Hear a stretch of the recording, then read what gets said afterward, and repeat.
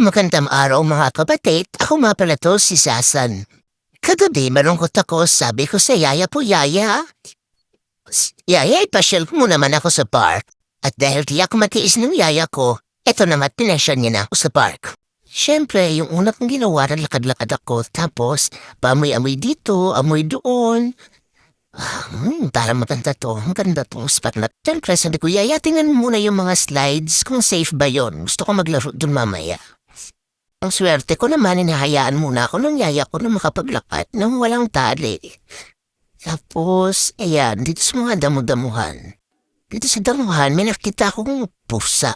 Pero wala rin di ko nakita. Ayun, gusto ko siyang habulin. Kasi yung yaya ko mukhang na-high blood na sa akin. Pinabayaan niya na lang ako. Ment na to, akala ko mawawala ako. Buti na nandyan pa pala siya.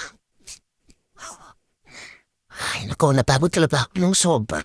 Panay ako ng takbo, di ko naman nahabol yung pusa. Kapagpahinga nga ng konti. Tapos, dito may nakita akong isang aspin. Pasaya siyang kalaro. Kaya naghabol-habulan kami.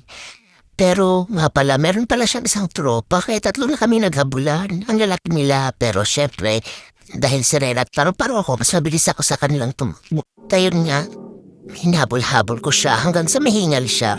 Pero kalmado lang ako ng mga oras na yan. Chill-chill lang. Hindi ako napagod. Hindi nga ako nanghingal. Hindi ako nahingal dyan. Pero naisip ko, asan kayo yung yaya ko? Siyempre hinanap-hanap po sa left, right, patingin-tingin ako. Ayun! Ayun ang yaya ko. Miss na miss ko yan. Yaya, tubig please. Hingal pala ako. Liit-liit ng mga papo ko. Habol-habol ako.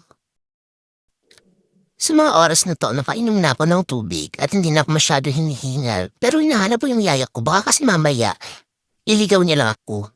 Charis, thank you yaya sa pagpapunta sa akin sa park.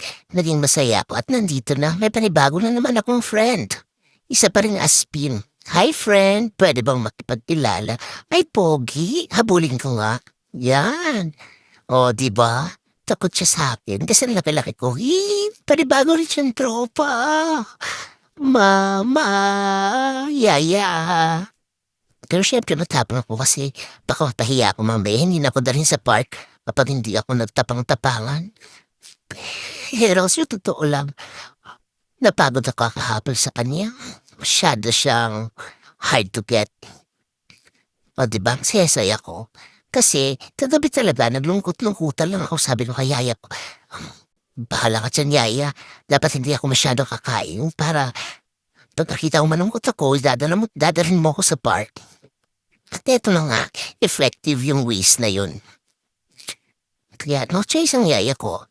Sana araw-araw niya akong ilagay sa park pero meron siyang work. Kaya naiintindihan ko naman na at least once a week niya lang ako na idadala dito sa park. Kaya no, tinan mo naman yung hingal ko, di ba? Pero masaya ko. Thank you, yaya. Mahal na mahal kita. Okay, bye.